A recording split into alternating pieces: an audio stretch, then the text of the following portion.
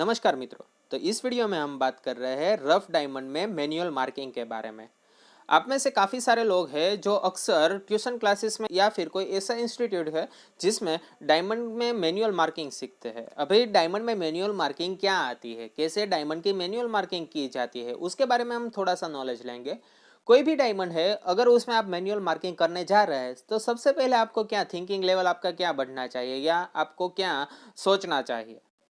कोई भी डायमंड है मेरे पास आता है तो उसका सबसे पहले मैं एनालिसिस करूंगा। एनालिसिस में उसके भीतर जितनी भी इम्प्योरिटीज है उसको मैं आइडेंटिफाई करूंगा। अभी डायमंड जब मैं मैन्युफैक्चरिंग करने जा रहा हूं तब मुझे उतना मालूम होना चाहिए कि डायमंड के भीतर जो टिक आती है या फिर इन इंग्लिश लैंग्वेज हम उसे क्यूलेट कहते हैं, और डायमंड के जो मिडल यानी कि उसका स्टमक आता है, सेंटर ऑफ डायमंड, कोई भी इंप्योरिटीज नहीं चाहिए, क्यूलेट में कोई भी इंप्योरिटीज नहीं चाहिए, और जो उसका टेबल का पोर्शन आता है उसमें भी हमें कोई भी इंप्योरिटीज नहीं चाहिए, क्योंकि तो ही डायमंड हमें क्लैरिटी वाइज अच्छा मिलेगा और उसकी जो ब्राइटनेस है, उसका जो लुक है वो आएगा। तो ये बात हो गई। आप कोई भी डायमंड, रफ डायमंड है, उसका मार्किंग करने जा रहे हैं, उसका प्लानिंग लेना जा रहे हैं, तो इतनी पॉलिश डायमंड की बात आपके माइंड में फिक्स होनी चाहिए। तो ये बात हो गई पॉलिश डायमंड में इम्प्योरिटीज कौन सी चलेगी कौन सी नहीं चलेगी।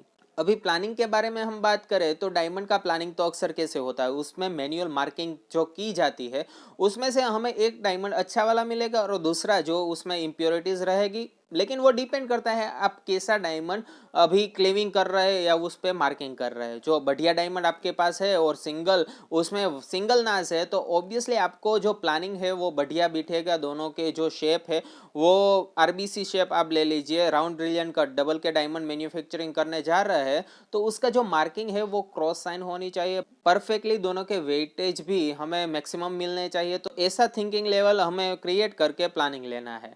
तो ये बात हो गई सिंगल कसर की। अभी मानिए कि मल्टी क्लीविंग डायमंड है, उसमें काफ़ी सारी आपको भिन्न भिन्न प्रोसेस करनी है। तो सबसे पहले जितना डायमंड में कसर जिरम सबसे ज़्यादा है वो आपको कट करवाना है। उसके बाद वो डायमंड आएगा, वो कटिंग होके आएगा, तब बाद में आपको मालूम होगा कि अंदर से मैं कैसे अच्छा से अच्छा डायमंड निकाल सकता हूँ। तो वैसा प्लानिंग करना है। तो ये दो लेवल हो गए। अगर आपके पास प्योरिटी वाइज डायमंड है तो उसका मार्किंग कैसे कर सकते हैं, इम्प्योरिटी वाइज है तो उसमें अगर आपको जो भाई डायमंड के भीतर कुछ नहीं दिखाई दे रहा तो उसको तो आपको चपका ही लगाना है, उसके बाद ही आप मालूम लगा सकते हैं कि डायमंड के भीतर क्या है। तो ये बात हो गई डायमंड के भीतर कौन कौन सी इम्प्योरिटीज है उसके बारे में। अभी मान लीजिए आप उसका मार्किंग कर रहे हैं मल्टी क्लेविंग में। मल्टी क्लेविंग में क्या होता है कि डायमंड में एक दो बार उसको कट करना पड़ेगा और उसके बाद रिकट के जितने भी डायमंड आएगा उसको भी आपको कट तो करवाना ही पड़ेगा, और उसके बाद आप उसमें से मेकेबल डायमंड या फिर उसमें से आप क्राफ्ट क्रिएट कर सकते हैं, वो डायमंड मैन्युफैक्चरिंग होने के लायक बन सकता है। तो ये बात हो गई मल्टी क्लीविंग और प्योरिटी वाइज डायमंड आपके पास अवेलेबल है उसमें मार्किंग के बारे में। अभी मार्किंग आप सोच रहे हैं ना, तो सबसे पहले आपको अलाइनमेंट का नॉलेज होना चाहिए। डायमंड के भीतर अलाइनमेंट है वो परफेक्ट होना चाहिए।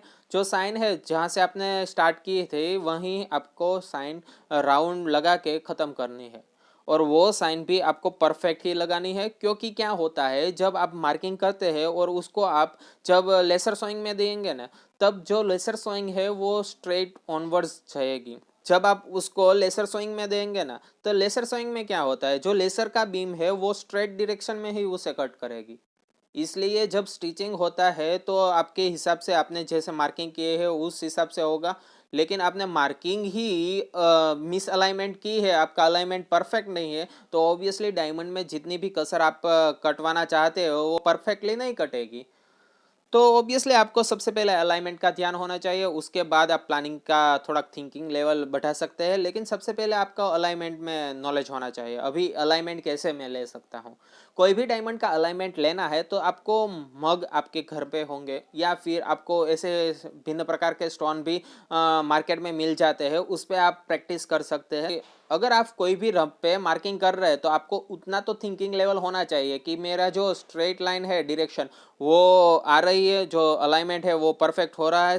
शुरुआत के 4 to 5 डेज भाई आपको तो तकलीफ तो पड़ेगी, लेकिन मुश्किल के बावजूद भी आप धीरे धीरे प्रैक्टिस बढ़ाएंगे उस तरीके से आपको मैनुअल मार्किंग आ जाएगी। और ऑब्वियसली हम नेक्स्ट वीडियो सब बनाएंगे कैसे आप मैनुअल मार्किंग कर सकते हैं डायमंड में। अगर आपको एक्स्ट्रा ऑर्डिनरी थिंकिंग लेवल चाहिए भैया कोई भी मैनुअल मार्किंग में मैं कैसे बढ़िया से बढ़िया डायमंड खींच सकता हूँ, ले सकता हूँ, उसका वेटेज भी गेन कर सकता हूँ, वो सारी की सारी प्रोसेस हम स्टेप बाय स्टेप सब सीखेंगे।